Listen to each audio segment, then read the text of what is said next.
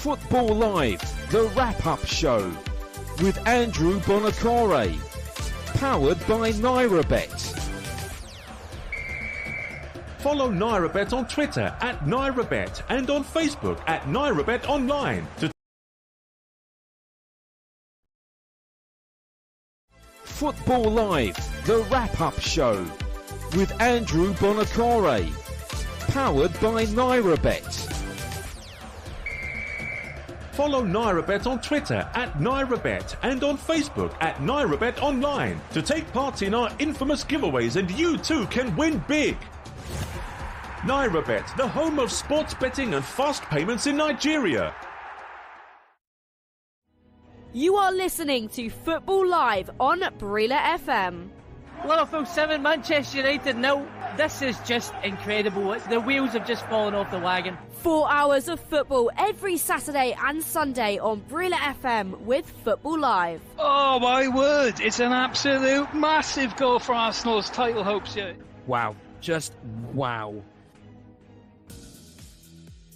Well, what a couple of shows we had for you at the weekend. Every second of the exciting action brought to you on Football Live, exclusive to Brila FM. We had 2-goal leads thrown away, missed penalties, touchline bust-ups, and of course, VAR controversy. So let's wrap up what went down in this round of Premier League action. Let's start at the very top, where Arsenal have been playing cat and mouse with Manchester City for months. The Gunners went into this weekend with a healthy 8-point lead. City had the chance to cut that to 5 points with the win at home to the league's bottom club Southampton, and the Saints were easily dispatched 4-1 courtesy of another 2 goals from Erling Haaland in his first game back from a few weeks out with injury. So, City purring along, but what about Arsenal? They watched the City game together in their team hotel before they walked out against Liverpool on Sunday evening at Anfield, where they had not won since 2011. Well, with half an hour gone, they were already 2-0 up and well in control. A Mo Salah goal just before the break gave the home fans some comfort, and when the Egyptian stepped up to take a penalty 10 minutes into the second half, it looked a formality that he would level things up. But when he shot wide, it felt like it could well be the Gunners' day. A late plot twist though when Roberto Firmino, who leaves Anfield in the summer, rose to head home Trent Alexander-Arnold's cross to make it 2-2 with 3 minutes to go. And even later than that, a world-class save from Aaron Ramsdale prevented Arsenal from a devastating defeat. It ended 2-2, and that lead at the top is now cut to just 6 points. With City's game in hand and the fact that Arsenal still have to go to City later this month, the destination of the Premier League title is in City's hands. After Mo Salah's penalty miss, another man you would bet your house on to score from the spot is Brentford's Ivan Toney. After 22 successful penalty kicks in a row, Toney's run ended when Newcastle's Nick Pope denied him during Brentford's 2-1 defeat at home to the Magpies.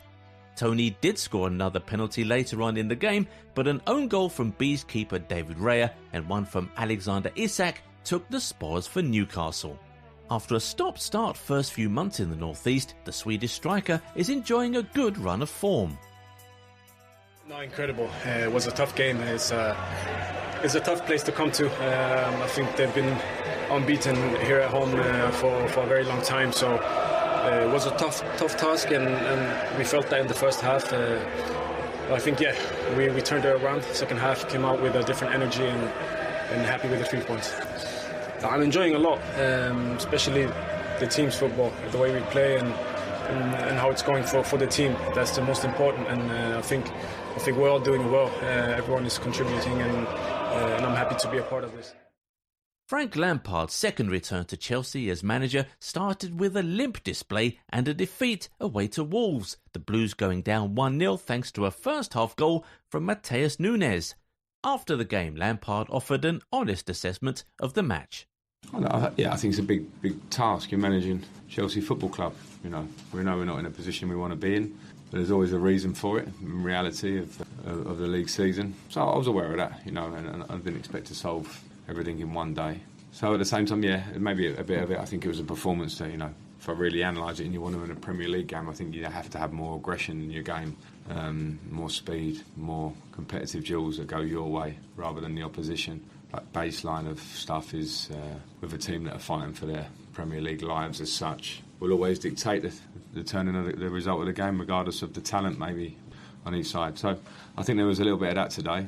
The players need to be aware of that, because without that you can't win games and you can't be the team that maybe Chelsea have been at different times and we want to get back to. It was interesting to see in many ways, and I'm here to help with that. This is not stinging criticism. This is like, okay, what are the reasons why we maybe can be like that at times? Find that, and I know there's a lot of talent there in the squad. I've seen that in the last couple of days.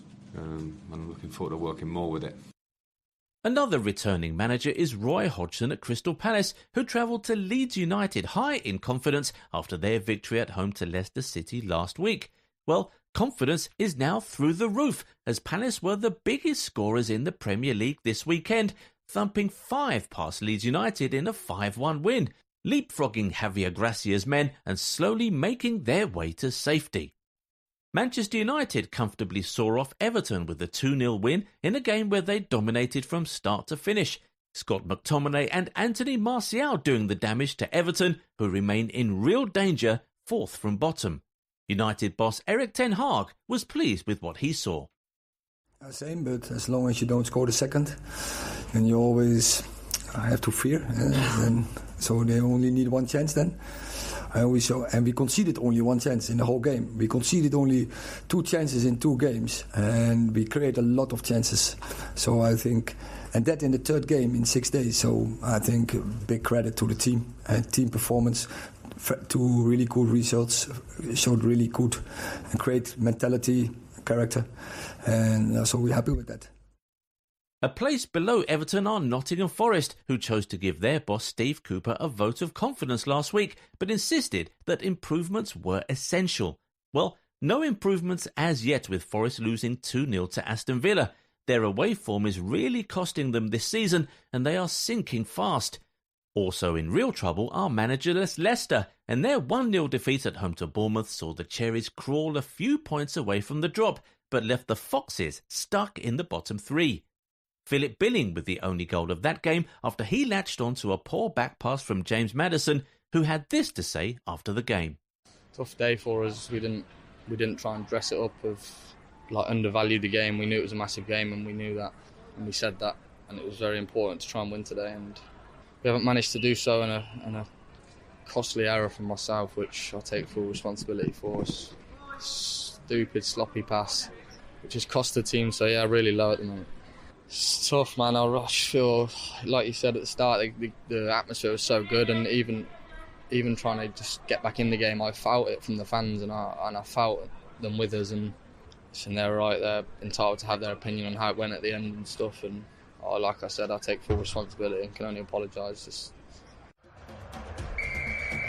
Follow NairaBet on Twitter @NairaBet and on Facebook @NairaBet Online to take part in our infamous giveaways, and you too can win big. NairaBet, the home of sports betting and fast payments in Nigeria.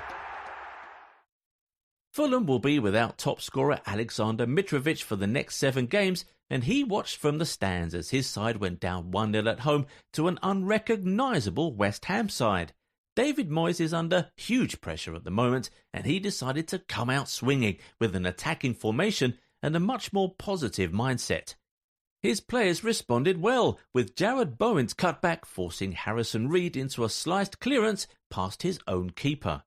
After the game, Hammers boss Moyes gave his thoughts. Performance.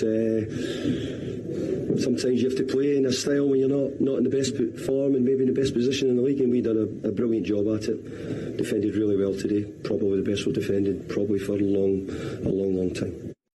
Perhaps the game with the most incident at the weekend took place at the Tottenham Hotspur Stadium, where we had a rare clash between 2 Italian managers, as Roberto Di Zerbi brought his Brighton side to face Christian Stellini's Spurs, and clash they did. Even before kick-off, both managers had to be separated from each other as words were exchanged. A wonderful goal from Son Heung-min gave Spurs the lead with his 100th Premier League strike. Brighton thought they had equalised through Mitoma, but that was ruled out for handball. The Seagulls did equalise through a Lewis Dunk header, but the temperature went up several degrees in the stadium in the second half when a Danny Welbeck goal for Brighton was ruled out by VAR for a handball by Alexis McAllister. De Zerbi on the Brighton bench completely lost his rag. Spurs boss Stellini remained totally calm despite both benches emptying, and once the referee had restored order, he waved his red card at De Zerbi and then also at Stellini, who could not believe what had just happened. Harry Kane won the game for Spurs with a neat strike from the edge of the box, but Brighton were again enraged by the intervention of VAR when Mitoma was brought down inside the Spurs box. VAR said no penalty, but after the game, the group representing match officials admitted that that call was wrong. The cause of the beef between De Zerbi and Stellini is something of a mystery. The pair have never worked together or faced each other before, but De Zerbi was clearly upset about something before the game. After the game, Brighton's boss voiced his frustration at the result. I'm used always to respecting everyone inside of the pitch and outside of the pitch. And I don't like when the people don't respect me. Always respect everyone, especially the coaches. And I can answer for me, not for him. Yes, it's a personal situation, and I told him what was my opinion, my idea. Not bad words, not nothing, only my opinion. Meanwhile, Spurs boss Stellini was pleased with his team's performance. I consider a red card because also if I try to stay calm and to be focused on the game, I have to manage the bench, to keep all of them calm. But in that moment, for me, I was focused on the player. I want to speak with the player, and I lose my focus on the bench. And this is the rule. I have to respect the rule. But I think also that if you look what happened, I was polite and calm. Next Saturday, Chelsea. Not comfortable at all. Take on Brighton. Complete cruise control. Tottenham Hotspur. No, it's not a club in crisis. Against Bournemouth. So this is a must-win for them.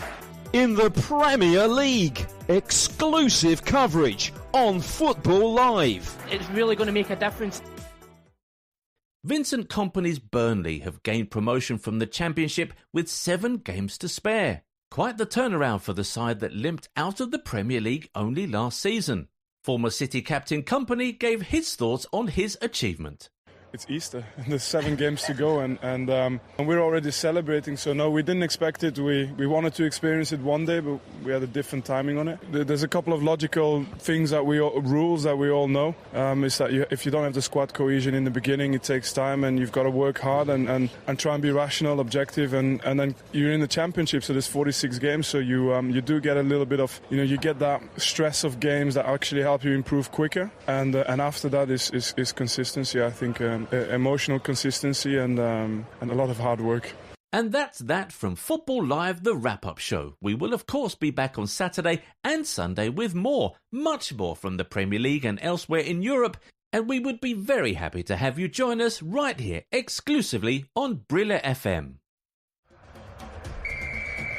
Follow NairaBet on Twitter @NairaBet and on Facebook @NairaBet Online to take part in our infamous giveaways, and you too can win big.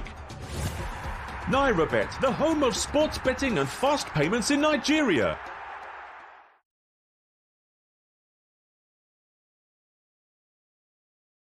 Football Live, the wrap-up show with Andrew Buonocore. Powered by NairaBet. Follow NairaBet on Twitter